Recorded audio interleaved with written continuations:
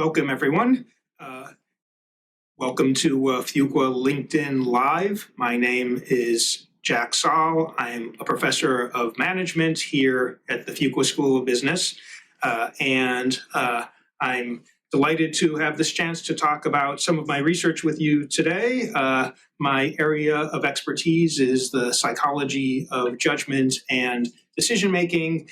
Today, we're going to talk about wisdom of crowds. I do a lot of work on teamwork and aggregation of opinion, combining knowledge that's distributed across people, and that's what we'll talk about today. I'll be answering your questions after the initial presentation. So please, as I'm going along, feel free to leave your comments in the to leave questions in the comments. Let me get started with the presentation here. We'll be talking about how to maximize the wisdom of crowds. And I'm going to start with a question that I often ask in class. I show people this bottle of Nichols, Evian bottle, 1.5 liters, and you have to guess how much money is in the bottle. And when you ask individuals to do this, there's typically a wide range of guesses. So it's not unusual to see a range of guesses like $4 to a couple $1,000s, which suggests at the outset, well, perhaps people really don't have a clue on how to do this task. Well, here's the amazing thing that happens. If you take the crowd average, so you average everybody's individual guesses, they average out to $70. And it turns out for this bottle, the correct answer is $69. So the crowd here misses by just $1. Even though individuals are wildly inaccurate, the crowd only misses by $1. And this turns out to be better than the vast majority of individuals. You know, maybe there's somebody in there who got the answer exactly right, but it's really hard to identify who that person is going to be in advance. And so in many circumstances, it's a good idea to rely on the crowd wisdom, but there are caveats. It doesn't always work, and we'll be talking about that. So I'm going to tell you today 5 things to know about the wisdom of crowds. A lot of this is going to be based on some research that I've done with some folks here at Fuqua, including Rick Larrick and several of our PhD students, Bruce May and Jess Reif and Al Manis, who was a PhD student here in the past. And the first point I want to make is this starts working with just two people. And so this is a simulation based on real estimates from an actual class, and we could just randomly draw one person from the crowd. Well, when we do that, on average, that person's individual error is $45. Or we could randomly pick 2 people and average their estimates, and then we get an average error of $35, and so on. And the thing I want you to notice here is that the biggest gain in accuracy comes from just adding one person. So even with 2 people, you could still take advantage of the wisdom of crowds. Of course, larger crowds are often better. So 3 people, average miss is 30, but you could see there's diminishing marginal benefits to add it in terms of error when individuals are added to the crowd. And the gap from 1 to 2, the accuracy gain there is the same as the accuracy gain as going from 10 to 50. So the second point I'd like to make is that the success of the wisdom of crowds depends on cognitive diversity. And what that means is people having different perspectives, people approaching the task differently, using different information, different training. And when you have cognitive diversity, this leads to bracketing, which means that some estimates are going to be biased, but some will be too high and some will be too low. So here again, let's take our bottle of Nichols. The true answer is $69. And first I'll show you a set of guesses that bracket the truth. And so here we have a wide range of guesses from $17 to $140. and half of them are too low and half are too high. When you average, the errors cancel out, and so the crowd average is quite accurate. Here's another example of estimates that don't bracket the truth.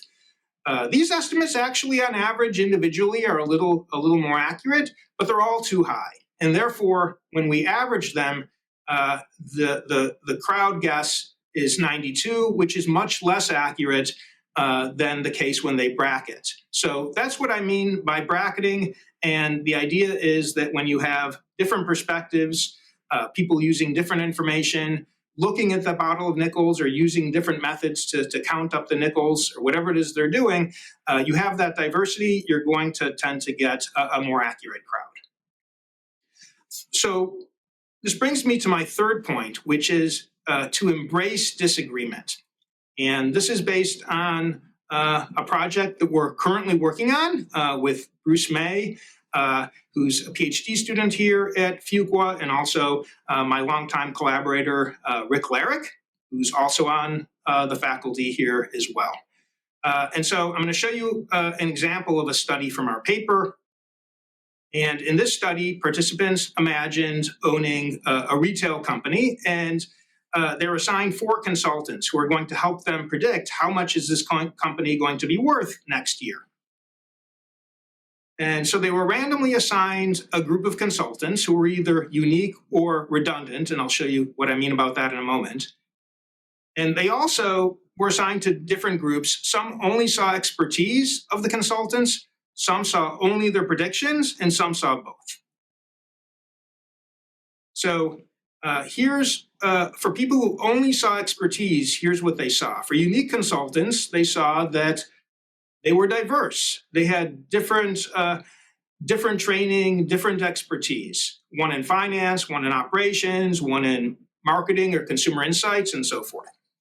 The other group of consultants, for participants in that condition, they were all the same. They all used the same type of analysis to answer, to make their forecasts. So some participants only saw that, one or the other, unique or redundant. Other participants only saw the predictions.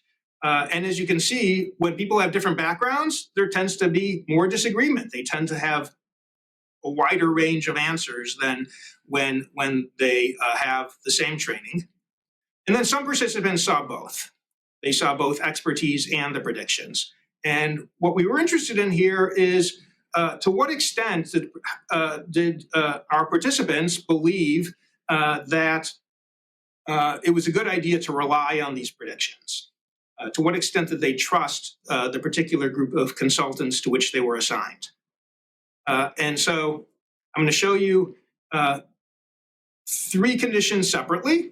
So for those who only saw expertise, redundant or unique, they were more impressed if they had unique consultants. And so this is on a 1 to 7 scale. Higher ratings mean they're more willing to rely on the consultant predictions. And without actually seeing what the people say, people tend to say, oh, I want a group of consultants. I want a team that's diverse. I want them to have different perspectives. Now, when they only see the predictions and they don't know their expertise, they like agreement. So they're more willing to trust a group of consultants that give similar answers than that all give different answers. And then finally, what about people who saw both? So if you see both, then well, this must be a source of disagreement that they have different training. But the interesting thing from our perspective is that they still are more willing to trust a group of consultants who have similar backgrounds to one another and who all agree with one another, as opposed to consultants who are unique, diverse expertise who disagree. And we see this as something of a problem to solve. So on the one hand, people do appreciate cognitive diversity. That's thinking differently, different training, different experiences, and so forth. People want that. They really understand or believe that this is valuable. But they fail to anticipate its consequences, which is that when you bring in people who disagree with each other, bring in people who have different backgrounds, they're going to tend to disagree with one another. And as I showed you earlier, you really need disagreement to get the benefit of the wisdom of crowds. Disagreement is the engine of the wisdom of crowds, if you will. So one lesson here is embrace disagreement. It's not a bad thing. It's a signal that people do have different perspectives, and it's the engine of the wisdom of crowds. The fourth point I'll make, fourth thing to know, is don't anchor your crowd. So this is work with Jess Reif, a PhD student here, and Rick Larrick again. So let me give you first an example. One time I brought that bottle of Nichols to class, and I decided I would pass it around. And the first person picked it up and said, "Wow, this bottle of Nichols is really heavy." Well, what do you think that does? That anchors everybody, and everybody gave a guess that was too high. They were all higher than the true value, and the demonstration didn't work, right? So this is one way that the wisdom of crowds can go wrong, which is that everybody is thinking in the same way, and this can happen if somebody anchors the crowd. So I'll tell you about one study from this paper. In this study, participants rated the importance of different goals when seeking advice. So one goal might be, well, you don't want to influence other people's thinking. So people, I think, are aware to some extent that it's good not to influence others if what you want is to be accurate. And another goal is to appear competent to the other person. So you want to look smart when you ask other people questions. And then we gave them an advice-taking task. And here's the task. Estimate the height of this building. This is the Tribune building in Chicago, I believe. And suppose somebody guesses 650 feet. And then in this study, they had to select a question to ask for advice. And so they had to pick one of these questions that they're going to ask another person in the study. So one question they could choose is, how tall do you think this building is? I guessed 650 feet. Thank you. Other questions do not include an anchor. I could use your help with a study I'm completing. Can you estimate the height of this building? And you'll notice that two of the questions included an anchor here. The others did not. We were interested in how often would people choose a question to ask someone else that included their own opinion. We piped in their own opinion into the question. And about 40% included an anchor. So this is something that people often do when they want to get somebody else's opinion. They say, hey, I think the answer is X. What do you think the answer is?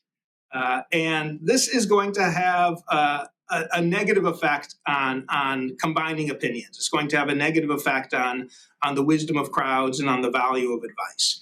So now, of those that endorsed each goal, some people thought that appearing competent was really important. And those people, 3/4 of them included their own opinion. Other people endorsed the goal of avoiding influence. And for those people, only 1/4 of them included their own opinion.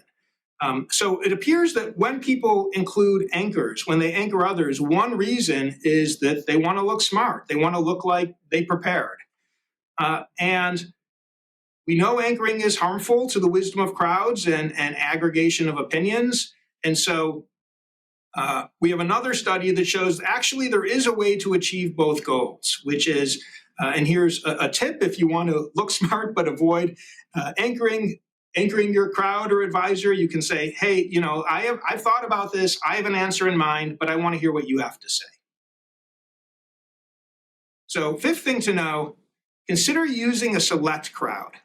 And this paper is one from a few years back, from 2014, but still one of my favorite projects.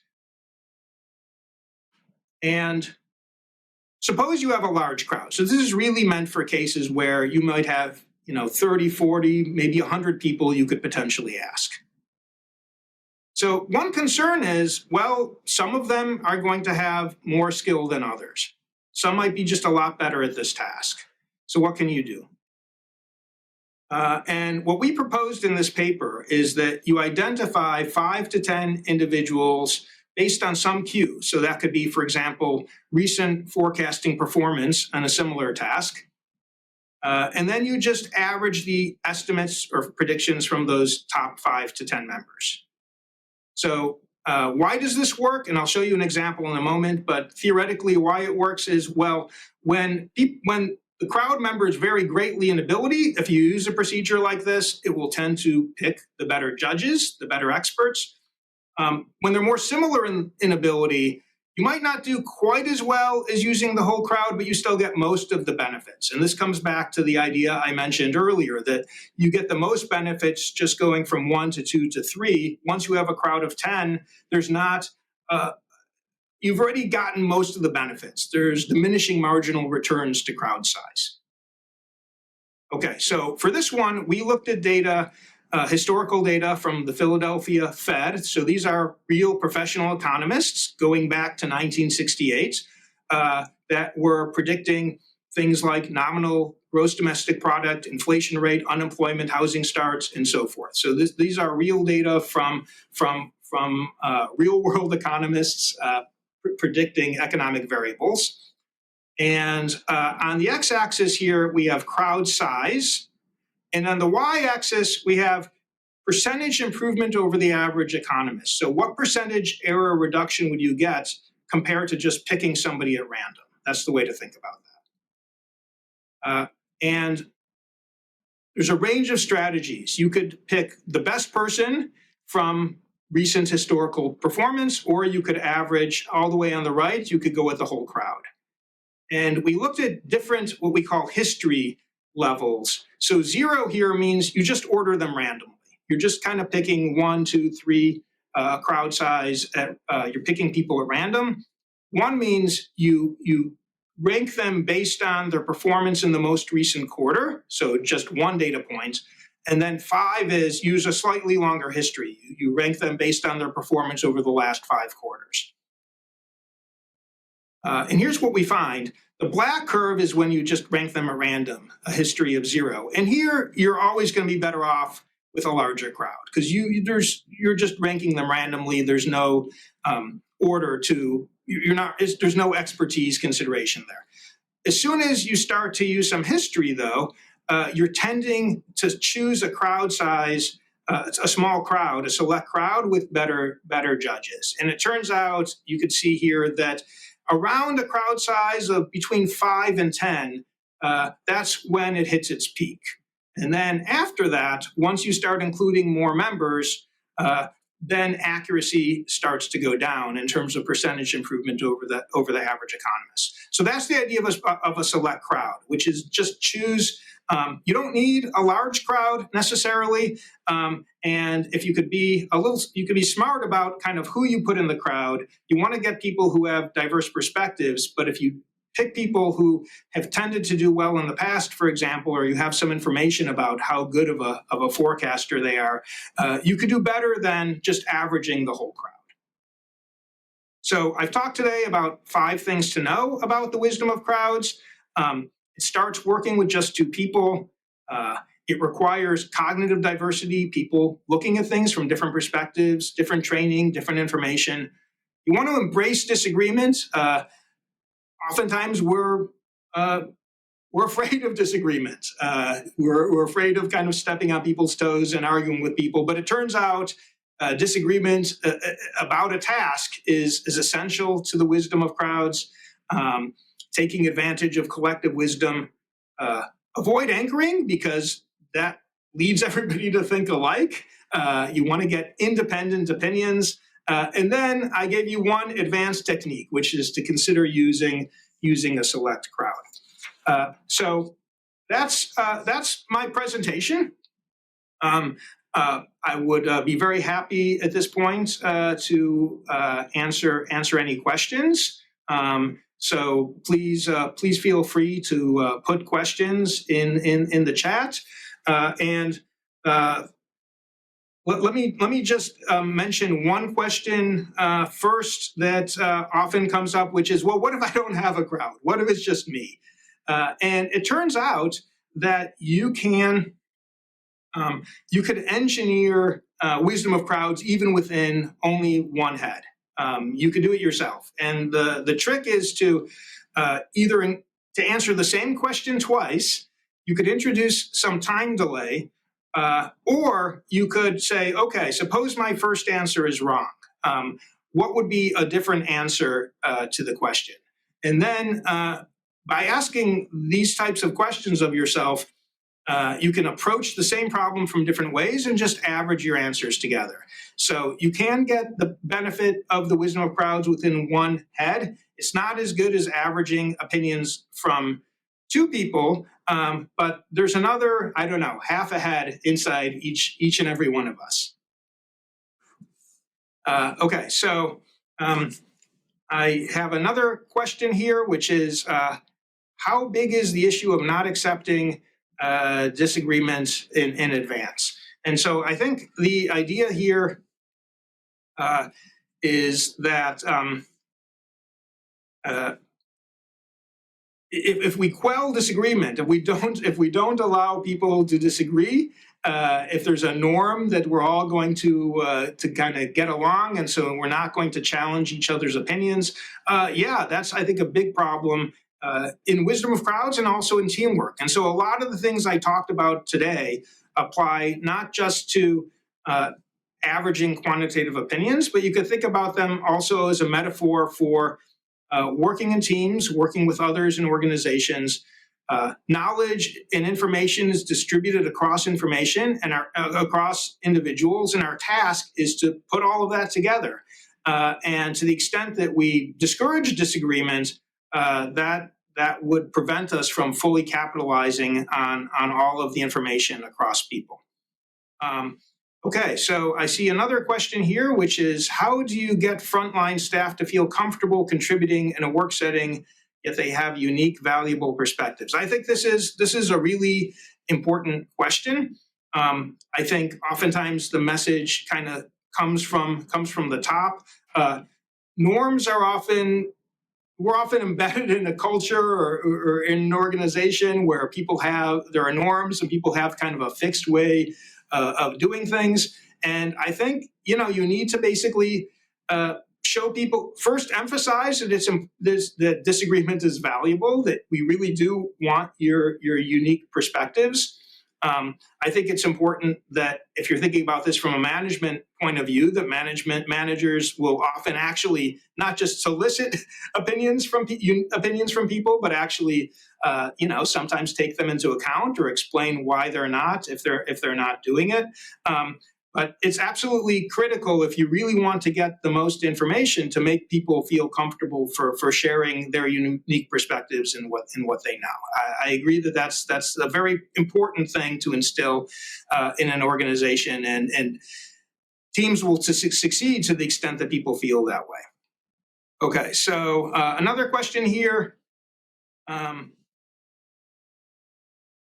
So the question is, why don't financial firms do this? And I actually think that it's not uncommon to use some version of the wisdom of crowds when forecasting stocks, for example, or forecasting financial outcomes of companies. Oftentimes, analysts will use models, but what's been proven time and again is that it's often a good idea to combine several models. So different models, different analysts, there's often a lot of judgment involved. They'll have different forecasts. And averaging these opinions can be very valuable. I do think here the select crowd idea can be very helpful in that you would want analysts and financial experts who have some level of expertise, right? So it's not the case that you're averaging opinions from random people necessarily, but they all have different perspectives. And it's absolutely right that if you average their opinions, that will be more accurate. And I think this is being used to some extent in organizations. So the question here is selecting a crowd. Isn't it similar to anchoring? And here I would say, the selection mechanism has to be, you care about two things, right? You care about both expertise, and you also care about crowd members having different perspectives and having different training. And so the idea would be to select based on expertise. So you're getting the better members of the crowd. Now, if you can, I think it also makes sense to choose people who are likely to disagree. So remember, what leads to disagreement is people with different perspectives. So to the extent that you could select people with different perspectives who have different training, that's going to lead to better outcomes for the wisdom of crowds as well. Okay, well, thank you very much. I've enjoyed presenting my research. And next, let me tell you a little bit about what's coming up. So thank you for joining us. Next month, please join Professor Christopher Eaglin on Wednesday, March 5th at 12:30 p.m. for a talk on how small and medium enterprises can help build inclusive and resilient economies. In addition, follow Fuqua on LinkedIn to be alerted to these and other events. Thank you very much. It's been a delight sharing our research.